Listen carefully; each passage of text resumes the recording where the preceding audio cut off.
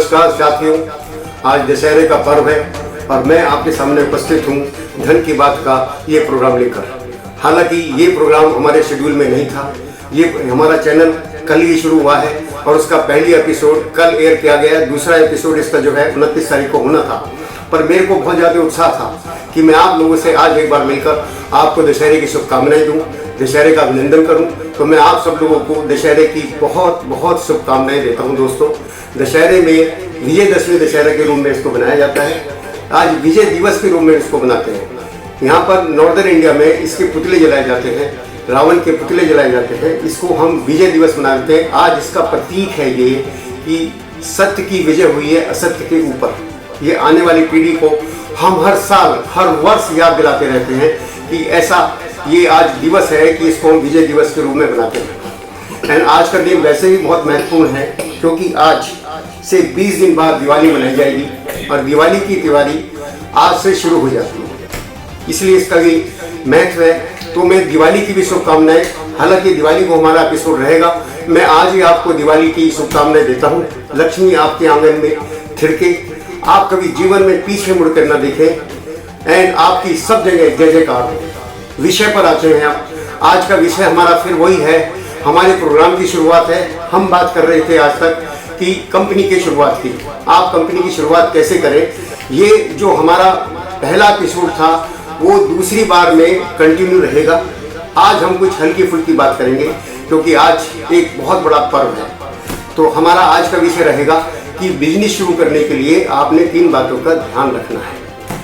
और बिजनेस शुरू करने के लिए सबसे बड़ी, सबसे ज़्यादा जरूरी चीज़ है धन। धन की व्यवस्था कहाँ से होती है? बैंक से होती है, इंस्टीट्यूशन से होती है, फाइनेंशियल इंस्टीट्यूशन से पैसा ले लेते हैं आप, और लेने के बाद आपको उसका बहुत अच्छी तरीके से बिजनेस में यूज करना है। दोस्तों, याद रखने वाली बात है कि बिजनेस के अंदर, व्यापार के अंदर एक गलती अर्श से फर्श पर लेके आ जाते हैं मेरे दोस्तों। इसलिए आपको ध्यान रखना पड़ेगा कि कितने अच्छे तरीके से उस पैसे को इस्तेमाल करें। अभी थोड़ी देर पहले मैंने वाक्य इस्तेमाल किया था कि लक्ष्मी आपके आंगन में थिरके।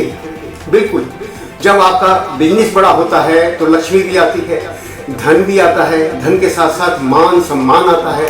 आप है ना समाज के लिए कार्य करते हैं, मानवता के लिए कार्य करते हैं, कभी सम्मेलन करते हैं, आयोजन करते हैं, तो उसमें आपकी जय जयकार होती है। इसी के साथ आप कभी पीछे मुड़ के नहीं देखते, आपको अपना पुराना वक्त याद नहीं आता। पर याद रहे, एक गलती मैंने जैसे भी आपको बताया कि अर्श से फर्श पे लेके आ जाएगी। अगर आपने एक जल्दी में कोई डिसीजन ले लिया या कोई गलत डिसीजन व्यापार में ले लिया, व्यापार आपको पूरा दोबारा मौका नहीं देगा दोस्तों। इसलिए ध्यान रखिए। जहाँ पर आप अभी बात कर रहे थे कि लक्ष्मी आपके आंगन में थिरके, वहाँ आपके लेनदार बैठे होते हैं, बैंक बैठा होता है। अगर आपने गलती कर दी, वहाँ लक्ष्मी का वास नहीं रह जाता, बैंक के लेनदार आपके बैठे होते हैं। जो आप जय जयकार की बात मैं भी आपसे कर रहा था, वो जय जयकार आपकी कोर्ट में होती है, बैंक के नोटिस शुरू हो जाते हैं, कोर्ट में आपकी आवाज़ रखती है। अभी आप में बात कर रहा था कि पीछे मुड़ के नहीं देखना, आप कतार में सबसे पीछे खड़े हो जाते हैं। पीछे मुड़ने की जरूरत ही नहीं है, आपके पीछे कोई नहीं होता। इसलिए दोस्तों, आज का विषय है, मैं आपको ये बताने जाऊंगा कि आपको बैंक से पैसा कितना लेना चाहिए। पिछले 10 साल में देश का बहुत ज़्यादा विकास हुआ है, बहुत ज़्यादा फिनटेक आ गए हैं, नए नए बिजनेस आ गए हैं, स्टार्टअप आ गए हैं। तो हर एक छोटे बिजनेसमैन की भी चाहत है। मैं 40 साल से प्रैक्टिस में हूँ, मेरे पास लोग आते हैं कि मेरे को 2 करोड़ रुपये दिला दो, 5 करोड़ रुपये दिला दो। कहने की फिगर 5 है। बहुत लोगों से पूछता हूँ, आपको पता है 1 करोड़ में कितनी जीरो होती है? उनके पास जवाब नहीं होता। 1 करोड़ रुपया आप बैंक से लेते हैं दोस्तों, 12 लाख रुपये साल आपको ब्याज देना पड़ता है, यानी कि 1 लाख रुपये महीना, यानी कि 3,333 रुपये प्रतिदिन आपको ब्याज देना होता है।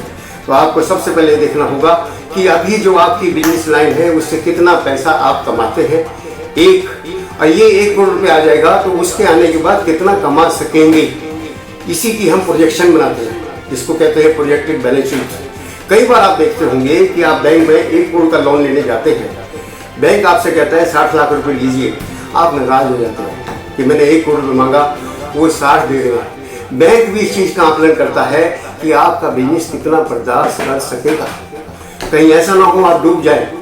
कुल मिलाकर ये होता है कि आप ज़्यादा से ज़्यादा लोन लेने की कोशिश करते हैं। ये एक ह्यूमन नेचर है। जब आपके हाथ में पैसा आ जाता है उसका मिसयूज हो जाता है। व्यक्ति को पैसे की कहीं ना कहीं ज़रूरत रहती है, चाहे वो बच्चों की एजुकेशन हो, चाहे वो शादी ब्याह हो या मेडिकल के खर्चे हो। जो बैंक का पैसा है उसको आप कहीं ना कहीं यूज कर लेते हो दोस्तों, और यूज करने से वो अकाउंट आपका एनपीए हो जाता है। एनपीए का एक पूरा भंवर है, उसमें एक बार आप फंस गए निकल नहीं सकते। आज मैं एनपीए की बात नहीं कर रहा हूँ, बहुत सारे टॉपिक में हम बात करेंगे आने वाले अपने एपिसोड में। एनपीए की बात ही मैं करूँगा, पर मैं आज बात कर रहा हूँ कि आप उससे बचें। आप उतना ही पैसा लें जितना दे सकें। इस देश के अंदर बहुत तरक्की पिछले 15 साल में हुई है। बहुत बड़े बड़े बिजनेस हाउस हुए हैं। मेरा अपना अनुभव है कि बिजनेस हाउस जब पैसे लेते हैं तो ये भूल जाते हैं कि हमारे पास इसकी कोई प्रोफेशनल सपोर्ट होनी चाहिए। वो बिजनेस के मास्टर हो सकते हैं पर फाइनेंस के मास्टर नहीं होते, और वहीं वो मात खा जाते हैं। रिजल्ट ये होता है कि मैंने बहुत सारे बिजनेस हाउस को देखा है 3 साल में 4 साल में डूब जाते हैं। क्या कारण है इसका? मैं आपसे पूछना चाहता हूँ क्या कारण है। अभी मैंने पिछले दिनों एक मेरा मुंबई में प्रोग्राम हुआ था सेमिनार में, वहाँ मेरे को एक स्पीच देनी पड़ी थी, जबकि उसके लिए मैं तैयार नहीं था। फिर भी मैंने वहाँ पे कुछ ऐसा बोला था कि इस देश की सबसे बड़ी फाइनेंशियल कंट्रोलर, आप ध्यान से सुनिए दोस्तों, आपकी वाइफ है। जो गृहिणी है उसको 15 से 20 हज़ार रुपये मिलते हैं, 25 हज़ार मिलते हैं। आप खुद जानेंगे, आप खुद बताएंगे, कभी घर में सवेरे ऐसा नहीं होता कि चाय के लिए दूध नहीं है, या घर में खाना नहीं है, या बच्चों की फीस नहीं है, या बिजली कट चुकी है। कभी नहीं होता। फिर क्यों एक बिजनेस हाउस में 1 साल के बाद 1.5 साल के बाद तनख्वाह देने के लिए पैसे नहीं है, और ये इसकी बिजली कट रही है, इंटरेस्ट के पैसे देने के लिए नहीं है। इसका मतलब क्या है? आप सबसे पहले ये मैनेजमेंट अपनी वाइफ से सीखिए। जो गृहिणी है वो कितनी अच्छी तरह घर चला लेती है। ये भाषण मैंने जब दिया था तो रात को होटल में मिलने 3 व्यक्ति मेरे पास आ गए थे, रो रहे थे कि गुप्ता जी हमें बचाओ, हम एनपीए के भंवर में फंस चुके हैं। दोस्तों, एनपीए के भंवर में फंसने के बाद कोई बचने की उम्मीद नहीं रहती। आप वैसे जीवन में कहीं मात खा जाते हैं तो दुनिया आपका साथ देती है, आपका फादर आपका साथ देता है, आपकी पत्नी आपका साथ देता है। जब आप बिजनेस में डूबते हैं तो आपका सगा भाई भी आपका साथ नहीं देता। उसको ये लगता है कि अगर हम इसको पैसा देते हैं आएगा कहाँ से। वही बैंक देखता है, बैंक आपकी प्रॉपर्टी बेच के उसको रिकवर करने की कोशिश करता है। एक असमंजस की स्थिति बन जाती है।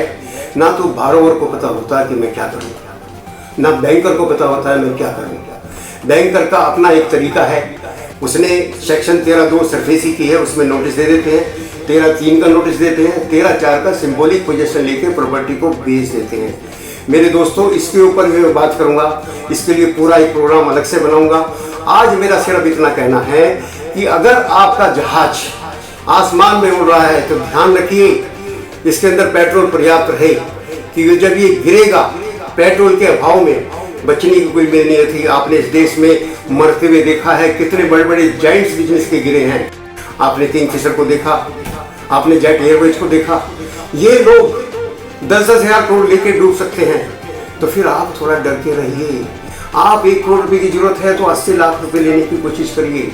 बैंक हमेशा कहता है कि अपना पैसा ज्यादा लगाइए, उसका इंटरेस्ट तो नहीं देना पड़ेगा। आए दिन मेरे पास लोग आते हैं कि मैंने 1 करोड़ रुपए लोन लिया था और 1 करोड़ 50 लाख रुपए वापस दे चुका हूँ, अभी भी बैंक 70 लाख रुपए मांग रहा है। इसका मतलब यह है कि आपको कैलकुलेशन नहीं आती। उसका ब्याज कौन देगा? 12% ब्याज, यानी कि 12 लाख रुपए ब्याज। 6 साल आपने पैसा यूज किया, 72 लाख रुपए ब्याज हो गया। पैनल इंटरेस्ट भी लगा होगा, वो भूल जाते हैं। हर एक आदमी मेरे पास आता है कि मेरे है ना 1 करोड़ रुपए लिया था, 1.5 करोड़ रुपए वापस दे दिया है, बैंक अभी 72 लाख रुपए मांग रहा है। क्योंकि उसका जो आपने पैसा लिया है उसका आपके निर्णय ठीक नहीं रहे, उसका जो इस्तेमाल है आपने ठीक से नहीं किया, वो पैसा आपने कहीं और इस्तेमाल कर लिया। मैं ऐसे बिजनेस हाउसेस को जानता हूँ कि जब पैसा बैंक से आता है, यही साउथ दिल्ली में एक कंपनी है, मैं उसका नाम नहीं ले सकता, 30 करोड़ रुपए का लोन मैंने उनको कराया, और जब उनकी बेटी की शादी हुई उन्होंने शादी में 8 करोड़ रुपए लगाया। जब पैसा आता है तो शान आ जाती है, ये भूल जाते हैं ये पैसा बैंक का है। दोस्तों, आप उसी पैसे को इस्तेमाल करिए जो आपने कमाया है। वो पैसा लगाने के बाद जो पैसा आप कमाते हैं उसको इस्तेमाल करिए। एक और मैं टॉपिक में बात करूंगा आने वाली दिवाली पे जो हमारा होगा, उसमें मैं आपको बताऊंगा कि पैसे को, बैंक के पैसे को खास तौर से अपनी माँ की तरह इस्तेमाल करें, माँ की तरह उसकी सेवा करें। आशीर्वाद स्वरूप जो मिलता है वो प्रॉफिट होता है बिजनेस से, उसको निकालें, उसको इस्तेमाल करें। माँ को कभी इस्तेमाल मत करें। वो पैसा बैंक का आपकी माँ है, उसकी सेवा करते रहें। सेवा के फलस्वरूप जो आशीर्वाद मिलता है वो आपका प्रॉफिट होता है। तो आज के लिए सिर्फ इतना ही दोस्तों, कि हमें है ना सिर्फ इतनी ध्यान रखना है। आज मैंने किसी विषय पे बात नहीं की, एक हल्की फुल्की आपको बताया है कि बिजनेस शुरू करने से पहले आपने ये सोचना है कि कम से कम पैसा लिया जाए। दुनिया की होड़ में नहीं कि उसने 5 करोड़ ले लिया, मैं भी 5 करोड़ लेकर बड़ा आदमी नहीं बन सकता हूँ। नहीं बन सकते। बड़ा आदमी बनेंगे आपकी बिजनेस लाइन से, आपके अच्छे निर्णय से। ये हमेशा ध्यान रखिए कि निर्णय आपका गलत नहीं होना चाहिए।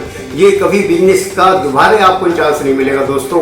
उसके लिए बहुत जरूरी है पहले दिन से आप कोई अपने पास प्रोफेशनल सपोर्ट रखें। मैं आपसे कभी ये नहीं कहूँगा कि इस वीडियो को पसंद कीजिए, शेयर कीजिए, क्योंकि आपकी पसंद पे नापसंद पे मेरा कोई नियंत्रण नहीं है। हाँ, मैं जरूर कहूँगा कि इसको ऐड कीजिए, सब्सक्राइब कीजिए। किस लिए? कि हमारी वीडियो आती रहेंगी, हम आपको अवगत कराते रहेंगे। हो सकता है कभी हमारी बात आपको अच्छी लग जाए दोस्तों। इसलिए आप पसंद करें ना पसंद करें, ये आपकी चॉइस है। मेरी आपसे विनती है कि एक बार इसको ऐड जरूर करें, क्योंकि मेरा नया चैनल है, नई नई चीज़ें इसमें आएंगी, हम आपको इससे अवगत कराते रहेंगे। हालांकि ये प्रोग्राम शेड्यूल में नहीं था, इसलिए जो ABC कोड कल हमने बताया है वो ही इस हफ्ते चलेगा। उस कोड को आपने नीचे वाले नंबर पर डालकर व्हाट्सअप करना है, और व्हाट्सअप करने के बाद मैं आपसे वादा करता हूँ कि आधा घंटे के लिए आपसे मिलूंगा, रूबरू आपको बात करूंगा, मैं सिखाऊंगा आपको बिजनेस के गुर। तब तक नमस्कार, खुश रहें, सुरक्षित रहें, धन्यवाद।